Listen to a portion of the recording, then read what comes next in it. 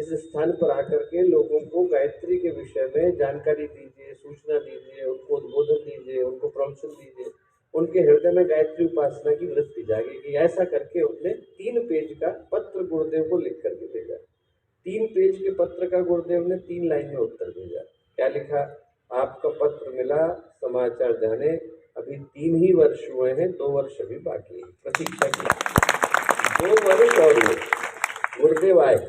इन घटनाओं को दोस्तों में सुनाता इसलिए हूँ क्योंकि व्यक्ति महसूस कर सके कि हम जुड़े किसके साथ। व्यक्ति कई बार जो चीजें बैठे बैठे मिल जाती हैं तो उसके मूल्य को व्यक्ति अनुभव नहीं कर पाता है। गुरुदेव 2 वर्ष के बाद आए, उस स्थान पर गए जिस स्थान पर किसी ने बताया नहीं था कि उनके गुरु ने शरीर को त्यागा है।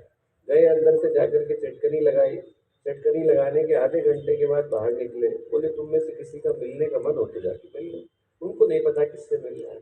अंदर गए तो देखा कि उनके गुरु वहां पर साक्षात खड़े हैं। वो गुरु जो 5 साल पहले शरीर त्याग करके चले गए। उनने उनको प्रणाम किया, प्रणाम किया, आंख से आंसू की धारा बही। उनके गुरु बोले कि बेटा तूने मुझे मुक्त कराया, मैं तेरा ऋणी रहने वाला हूँ। मैं तुझे वो बताता हूँ जो बताने वाला दूसरा कोई मिलेगा नहीं। बोले देख, जीवन में गुरु तो कई बार मिलते हैं, बदल जाते हैं, अनेकों आते हैं, अनेकों चले जाते हैं। भगवान कई जन्मों के पुण्य के बाद मिलते हैं, तुझे मिल गए हैं छोड़ना नहीं। भगवान कई जन्मों के पुण्य के बाद मिलते हैं। हम लोग आज दीपक की रोशनी में सबसे पहले तो उसी सौभाग्य को नमन करें दोस्तों जो गुरुदेव के साथ जुड़ने के नाते हमें मिल पाया। आज का जो दीप यज्ञ का महापर्व है वो याद दिलाने के लिए आया कि जिस विभूति से हम लोग जुड़े, जिस शक्ति से हम लोग जुड़े, जिस चेतना से हम लोग जुड़े, वो हमें आज की परिस्थितियों को बदलने के लिए, आज के अंधकार को दूर करने के लिए पुकार रही है। ये कह रही है कि बेटा दीपक जलाने भर के लिए आपको यहाँ नहीं बुलाया गया है, दीपक बनने के लिए आपको यहाँ बुलाया गया है। इसलिए बुलाया गया है कि जो समाज का अंधकार है, समाज के अंदर जो कुरीतियाँ हैं, समाज के अंदर जो दुर्भावनाएं हैं, समाज के अंदर जो दुश्चिंताएं, इनको दूर करने के लिए ऐसे व्यक्तित्वों को आगे आने की आवश्यकता है जो अपने व्यक्तित्व के प्रकाश के माध्यम से समाज को एक नई दिशा दिखा पाने की स्थिति में। गुरुदेव ने 86 में अपना अंतिम उद्बोधन दिया और उद्बोधन देते समय में गुरुदेव ने क्या कहा? ये कहा कि बेटा मुझे कुछ हीरे चाहिए, हीरे चाहिए, ऐसे हीरों की आवश्यकता मुझे है जो आए और जाकर के समाज को नई दिशा दिखा पाने की स्थिति में हो। गुरुदेव ने तो दोस्तों हम लोगों को हीरा समझा, हम लोग अपने को कंकड़ समझ करके बैठे, भूल ही गए कि हम लोगों की कीमत क्या है, भूल ही गए कि हम लोग का मूल्य क्या है, भूल ही गए कि गुरुदेव ने हमारे अंदर देखा क्या है, जाना क्या और हमें क्या करने की आवश्यकता है। आप में से प्रत्येक के अंदर ताकत इतनी है दोस्तों कि आप लोग खड़े हो जाए तो अकेले समाज की दिशा को बदल पाने की स्थिति में, दुख की तरह से, परेशानी की तरह से, उलझनों में, समाज की समस्याओं में एक दूसरे को गिराते हुए, एक दूसरे को दबाते हुए जीने की हम लोगों के जीवन की आवश्यकता नहीं दोस्तों। हम लोग देवता हैं। हम में से प्रत्येक व्यक्ति अपने अंदर जिस संभावना को लेकर के आया है वो संभावना है जहाँ पर यदि व्यक्ति खड़ा हो जाए तो समाज को वो दिशा दिखा पाने की स्थिति में होता है जहाँ पर यदि वो चलता है तो उसको देख करके अनेकों को चलने के लिए मजबूर होना पड़ता है। उस परंपरा के प्रतिनिधि बनकर, उस परंपरा के संवाहक बनकर हम लोग धरती पर आए।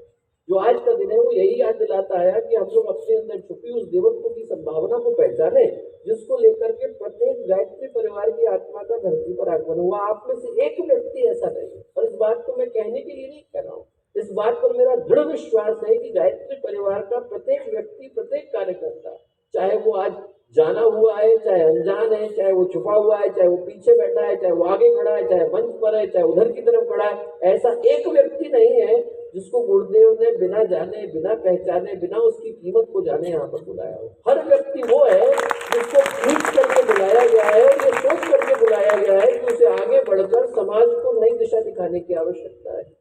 वर्षों पहले की घटना है, छोटी सी जगह की एक व्यक्ति 27 वर्ष से उनके बालक नहीं हुआ।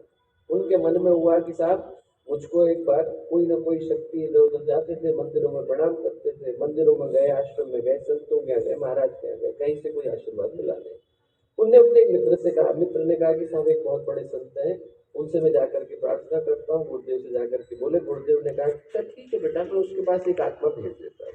उनके यहाँ पुत्र का जन्म हो गया, उनको पता भी नहीं, हजारों जगह पर प्रणाम किया, उनको ये भी नहीं पता कि गुरुदेव के आशीर्वाद से घटना घटी। 12 वर्ष का वो बालक हुआ। 12 वर्ष के बालक को घुमाने के लिए वृंदावन ले गए। घूमते घूमते घिया मंडी पहुंचे। घिया मंडी पहुंचे तो गुरुदेव का नाम देखा तो उनको एकदम याद आया कि अरे मेरे मित्र ने कहा था कि उनसे मैं पूछने के लिए जाता हूँ। उन्होंने कहा मैं दर्शन कर लेता हूँ। ऊपर गए, गुरुदेव के कक्ष में पहुंचे तो गुरुदेव लेखन कर रहे थे। उनको लगा कि मध्य में किसी को डिस्टर्ब नहीं करना चाहिए, तो गुरुदेव के लेखन में हम लोग व्यवधान न डाले, ऐसा करके साइड में खड़े हो गए पिता और पुत्र। गुरुदेव लेखन कर रहे थे। 10 मिनट के बाद गुरुदेव की दृष्टि ऊपर गई। जैसे ही दृष्टि ऊपर गई और गुरुदेव ने उनको देखा तो देखते से ही बोले, अरे ये आत्मा तो मेरी भेजी हुई है, कभी परिचय किसी ने कराया है? ये आत्मा मेरी भेजी हुई। अब आप सोचिए, जिस व्यक्ति की कोई भूमिका गायत्री परिवार में उस तारीख तक नहीं, उस तारीख तक उसी को स्मरण करके यहाँ से जाने की आवश्यकता है। हम लोगों को गुरुदेव ने हीरे के रूप में ढूंढा दोस्तों, हम लोग पत्थर बन करके बैठे, भूल ही गए कि हम लोगों की कीमत क्या है। तो पत्थर बनने में भी दिक्कत नहीं। मैं कहता हूँ यदि पत्थर ही बनना है किसी को तो नीम का बने, नीम का पत्थर बने, उससे बढ़कर के सौभाग्य क्या हो सकता है। नीम के पत्थर को आप देखिए, उसके ऊपर हथौड़े चलते हैं, उसके ऊपर छड़ी चलती है, उसके ऊपर प्रहार होते हैं, पर इमारत उसी से तो खड़ी हो पाती है। जब नीम के पत्थर को घिसना पड़ता है, उसके ऊपर संकटों से गुजरना पड़ता है, उसको दबना पड़ता है, उसको न जाने कितने आघातों को झेलना पड़ता है। आप किसी से पूछ के देखिए, मामा जी का तो काम ही निर्माण का है, उनसे आप पूछ करके देखिए निर्माण में सबसे ज्यादा कीमत क्या है। निर्माण में कीमत ऊपर के गुंबज की नहीं है, नीचे के पोल्टर की है। वो जो नीचे जाकर के गिरा, जिसने जाकर के नींव को बनाया, जिसने जाकर के प्लिंथ को खड़ा किया, उस भवन के ऊपर जाकर के इमारत खड़ी हो पाती है। वर्षों पहले लाला लाजपत राय जी लाल बहादुर शास्त्री जी को लेकर के ताजमहल दिखाने के लिए गए। ताजमहल के सामने खड़े हुए बोले, लाल बहादुर क्या देखने को आता है? उन्होंने कहा साहब बड़ा संगमरमर की सुंदर इमारत है, मेहराब है, गुंबद सजा हुआ है। लाला लाजपत राय उनसे बोले, लाल बहादुर बनना ही है तो गुंबद मत बनना, नीम का पत्थर बनना। लाल बहादुर शास्त्री ने अपनी आत्मकथा में लिखा है कि मेरे जीवन का सौभाग्य का क्षण वही था। मुझे समझ में आया कि यदि मुझे बनना ही है तो मैं नीम का पत्थर बनूंगा। मैं कहूँगा दोस्तों कि हम लोग यहाँ से उठें तो इस दीप यज्ञ के दिन एक ही प्रार्थना करें, गुरुदेव यदि हमको पत्थर बनना ही है तो आप नीम का पत्थर बनाइए। यदि हमें बनना ही है तो वो पत्थर बनाइए जिसके बनने के बाद व्यक्ति जो है अपने ऊपर इमारतों को खड़ा करता चला जाता है, अपने ऊपर पूरे मिशन को खड़ा करता चला जाता है, अपने ऊपर समाज को खड़ा करता चला जाता है। आज देखिए तो समाज के अंदर तो आपको आगे बढ़कर समाज की कुरीतियों को दूर करने के लिए न केवल आगे चलने की आवश्यकता है बल्कि समाज को नई दिशा दिखाने की आवश्यकता है। महापुरुषों को उठा करके देखिए दोस्तों, आपको ऐसे लोग मिलेंगे जिनने किसी विषय पर बोला होगा। बोलने वाले मिलेंगे, करने वाले कम मिलेंगे। यदि आपको मिल गए जिनने बोला होगा और करा होगा तो ऐसे लोग तो और भी कम मिलेंगे जिनने बोला भी होगा, करा भी होगा और कराया भी होगा। ऐसे व्यक्तित्व में गुरुदेव बनना ही है तो उनके लिए मील के पत्थर बन जाए। हमारा मील का पत्थर कहाँ खड़ा है? कोटा के अंदर खड़ा है। हमारा मील का पत्थर कहाँ खड़ा है? रावत भाटा के अंदर खड़ा है। हमारा मील का पत्थर कहाँ खड़ा है? राजस्थान के कोने कोने में खड़ा है, जो लोगों को बता रहा है कि यदि आपको सही दिशा में जाने की आवश्यकता है तो कहाँ जाइए। हमारे जितने मील के पत्थर है उनको ये बनने की आवश्यकता है कि उनकी दिशा एक ही हो। जोन से जाकर के मिले हरिद्वार जाइए साहब, जोन से आकर के मिले शांति को जाइए साहब, जोन से आकर के मिले गुरुदेव से मिलिए साहब, जोन से आकर के मिले माता जी से मिलिए साहब। बस हमारे जीवन में वो मील का पत्थर बनने की आवश्यकता है। और बनना ही पड़े दोस्तों तो चाक के पत्थर बन जाइए। बनना ही पड़े, मैं कहता हूँ कि यदि हमको पत्थर ही बनना है तो हम चाक के पत्थर बन जाए। आप मथुरा के पास जाकर के देखिए, गुरुदेव उनका कितना उदाहरण देते थे। वहां पर जितने प्याऊ थे, मथुरा से लेकर के वृंदावन तक के जितने प्याऊ हुए वो एक ही बहन के बनाए हुए। उनका नाम था पिसनहारी। पिसनहारी क्या करती थी? वो चाक चलाती थी और जितना दिन भर चक्की चलाने के बाद में जितना आटा होता था उस आटे में से अपने घर को चलाने के लिए रख लेती थी, बाकी का आटा बेच देती थी। उस पूरे क्षेत्र के अंदर अकाल फैला हुआ था। आप पूछ करके देखिए, यहाँ पे भाई साहब लोग बैठे हैं, भरतपुर से लेकर धौलपुर के पूरे क्षेत्र में पिसलहारी के लगाए हुए कुएं। वो जो 2-2 मुट्ठी का अन्न था वो उनने बेचा। और गुरुदेव अपने उद्बोधनों में बोलते थे कि बाकी की सब जगह पर ब्रज की भूमि में खारा पानी आता है, बाकी की सारी जगहों पे खारा पानी आता था, उन 24 के 24 कुओं में मीठा पानी आता था। किसके कारण? पिसलहारी के कारण। आप सोचते थे दोस्तों, हमारे को भगवान ने कितनी संभावनाएं देकर के भेजा। बनना ही है तो हम नीम के पत्थर बने, बनना ही है तो हम मील के पत्थर बने, बनना ही है तो हम चाक के पत्थर बने, और बनना ही है तो पारस के पत्थर बने। जिससे छू गए उसके जीवन को सोना बना दे, जिसके पास गए उसके जीवन में पवित्रता ला दे, जिस पास जाकर के बैठे उसके अंदर उस सकारात्मकता को भरते हैं कि व्यक्ति यदि अपने जीवन को खराब दिशा में लेकर के जा रहा हो तो उसके मन में ऊपर उठने का भाव आ जाए। ऐसा उसके अंदर भाव पैदा करते हैं कि उसको लगे कि एक बार मैं उनसे मिला था और मेरे जीवन का परिवर्तन हो गया। हजारों ऐसे लोग हैं। अभी हम लोग यहाँ पर आए, 3 साल पहले की घटना है, छोटी सी जगह से गुजर रहे, गुजरते गुजरते क्या हुआ कि एक जगह पर लोग जैसे सड़क पर आ जाते हैं तो पकड़ करके ले जाते हैं, बोले भैया थोड़ी दूर पर किसी ने साहित्य का केंद्र बनाया, यहाँ से ज्यादा दूर की घटना नहीं, बोले आप एक बार अंदर चलिए। मैंने कहा ठीक, अंदर गया। उन सज्जन से मैंने पूछा कि आपने साहित्य का केंद्र बुलाया? बोला हाँ। मैंने कहा आपने गुरुदेव का साहित्य कब पढ़ना शुरू करा? बोले अभी 1.5 ही वर्ष हुए भैया, तब से पढ़ना शुरू करा। तो मुझे बड़ा आश्चर्य हुआ, मुझे लगा कि भाई लोग जीवन पर्यंत पढ़ रहे हैं, कोई 40 साल से पढ़ रहा है, कोई 30 साल से पढ़ रहा है, कोई 50 साल से पढ़ रहा है, 1.5 साल के अंदर इनके हृदय में ऐसा क्या परिवर्तन हुआ? तो मैंने कहा आपके जीवन में घटना क्या घटी? बोले भैया मैं बड़ा बुरा व्यक्ति था, ऐसा कोई बुरा काम नहीं है जो मैं नहीं करता था। बोले मेरा काम जो था बिचौलिए का था, पैसा लेना है और काम कराना है, कमीशन लेकर के काम कराना है। बोले मेरे यहाँ एक ही सिद्धांत था कि हर व्यक्ति बिकता है, दाम अलग अलग हो सकता है, कोई हो सकता है 100 रुपये में बिके, कोई 1 अरब में बिके, पर बिकेगा जरूर। उन्होंने कहा पर एक व्यक्ति ऐसा आया, एक व्यक्ति, बोले उसको कितना पैसा दे दें वो काम करने को तैयार है। मैंने उनके सहयोगियों से पूछा कि क्यों भैया ये पैसे क्यों नहीं लेते हैं? बोले सारे गायत्री परिवार के कार्यकर्ता हैं, भ्रष्टाचार नहीं करते हैं। गायत्री परिवार के कार्यकर्ता हैं, भ्रष्टाचार नहीं करते। बोले इनकी कोई कमजोरी होगी? बोले इनकी कमजोरी एक ही है। क्या? इनकी गुरुदेव।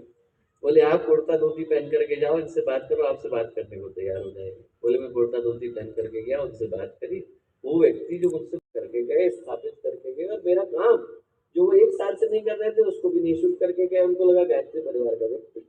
बोले मैंने उस किताब को अपने घर के कमरे में बंद कर दिया, भूल गया। 8 साल गुजर गए। 8 साल के बाद कोरोना आ गया। कोरोना आया तो मैं क्वारंटीन हुआ। 14 दिन के लिए लोगों को उनके कमरे में बंद होना पड़ता था। जिस कमरे में बंद हुआ वो वही कमरा था जहां पर गुरुदेव का साहित्य रखा। बोले जैसे ही मैं अंदर गया, मैंने एक किताब उठाई, रख नहीं पाया, दूसरी उठाई, रख नहीं पाया, तीसरी उठाई, रख नहीं पाया। 14 दिन के बाद बदला हुआ इंसान बन करके बाहर निकला। मुझे लगा कि यदि मेरा जीवन बदल सकता है तो कितनों का जीवन बदल सकता है।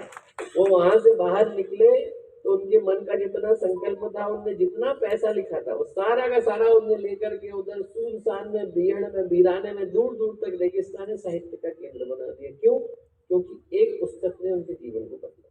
दोस्तों हम सोच करके देखें, हम लोगों को बनना है तो पारस के पत्थर बन जाए, बनना है नीम के पत्थर बन जाए, बनना है नील के पत्थर बन जाए, बनना है चाक के पत्थर बन जाए, बनना है पारस के पत्थर बन जाए, बनना है तो शालिग्राम के पत्थर बन जाए। बनना ही है तो व्यक्ति को शालिग्राम का पत्थर बन जाए। माइकल एंजेलो निकलता था एक खेत से, उसने देखा बड़ी सी चट्टान पड़ी है, चट्टान को देख करके उसे लगा, उसने किसान से जाकर के कहा कि भैया इसलिए मुझे बेचोगे क्या चट्टान? उन्होंने कहा बेचोगे साहब, मैं आपको मुफ्त में दूंगा, मैं घर में छोड़ के आऊंगा, अपनी ओर से पैसा लगाऊंगा, या मेरा रास्ता रोक करके बैठी। किसान ने जाकर के चट्टान को घर में छोड़ा। 1 साल के बाद माइकल एंजेलो ने पूरा रोम का कैथीड्रल माइकल एंजेलो ने बनाया है, बहुत ही प्रसिद्ध मूर्तिकार हुआ। 1 साल के बाद वो आया दोबारा से उसी किसान को लेने, जरा मेरे साथ चलो। कहाँ चलो? अरे बोले चलो तो सही। लेकर के गया, उसके घर में भगवान की मूर्ति खड़ी थी। ऐसा लगा कि भगवान सजीव आकर के खड़े हो गए। उसने भगवान को प्रणाम किया किसान ने, उसकी आंख से आंसू गिरे। उसने कहा ये कहाँ से लेकर के आया इतनी सुंदर प्रतिमा? बोले उसी पत्थर के अंदर छिपी हुई थी जो तेरे खेत का रास्ता रोक करके बैठी थी। तुझे नहीं दिखाई पड़ा, मुझे दिखाई पड़ गया। दोस्तों हम लोग वही पत्थर है। भगवान हम पे हथौड़ा चला रहा है, हमारे अंदर से प्रतिमा को निकाल रहा है।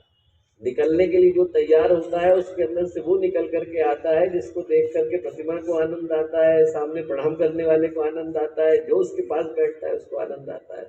तो मैं कहूँगा दीप्य की याद दिलाता है कि कितने सौभाग्यशाली हैं हम लोग। उस शक्ति के साथ जुड़ने का अवसर मिला। अपने हृदय में एक बार सोच करके देखिए, उस चेतना के साथ जुड़ने का अवसर मिला, जिससे जुड़ने का अवसर हजारों वर्षों की प्रतीक्षा के बाद मिलता है। लोग अपनी सीवी के अंदर लिख सकते हैं कि हमने गूगल में काम किया, हमने फेसबुक में काम किया, हमने एनवीडिया में काम किया, हमने अल्फाबेट में काम किया। ऐसे कितने लोग होंगे जो अपनी सीवी पर लिख सके कि हमने भगवान के लिए काम किया? आप लोग हैं सौभाग्यशाली लोगों को सौभाग्य मिलता है। और जब आज मिला ही है और भगवान ने अपने पास ला करके बिठा ही लिया है, और जिस भी रूप में बिठाया, अनगढ़ है तो अनगढ़ नहीं, पर हम लोग ये सोच करके जाए कि जिस रूप में है उस रूप में सौभाग्यशाली बन के जाए। नींव में डाल दिया है तो नींव के पत्थर बना देंगे, रास्ते में खड़ा कर दिया है तो मील के पत्थर बन जाएंगे, किसी के पास बिठा दिया है तो पारस के पत्थर बन जाएंगे, कहीं पे चलाने के लिए बिठा दिया है तो चाक के पत्थर बन जाएंगे, और कुछ नहीं बनेगा तो धोबी के पत्थर बन जाएंगे। संत कबीर ने कहा है, गुरु धोबी शीस कापड़ा साबुन सिरजनहार, सूरत सिला पर धोइए निभ से ज्योति अपार। वो जो पत्थर है, संत कबीर कहते हैं इतना मूल्य का है कि उसके ऊपर जब हथौड़ा पड़ता है, उसके ऊपर जब मोगरी पड़ती है तो सारे जन्म जन्म के कचड़े को निकाल करके फेंक देता है, और कुछ नहीं होगा तो वही बन जाएंगे दोस्तों। पारस का पत्थर बने, शालिग्राम के पत्थर बने, मील के पत्थर बने, नीम के पत्थर बने। मैं कहता हूं जब गुरुदेव के पास ला करके किसी दिव्य चेतना ने रख दिया है तो जिससे वो प्रकाश निकले, आपके अंदर से वो संस्कृति निकले, आपके अंदर से वो संपत्ति निकले कि जब जाने का समय आए तो हमारे मुंह से संत कबीर की तरह से निकले, जो कि त्यों धर दीनी चदरिया, जितना मिला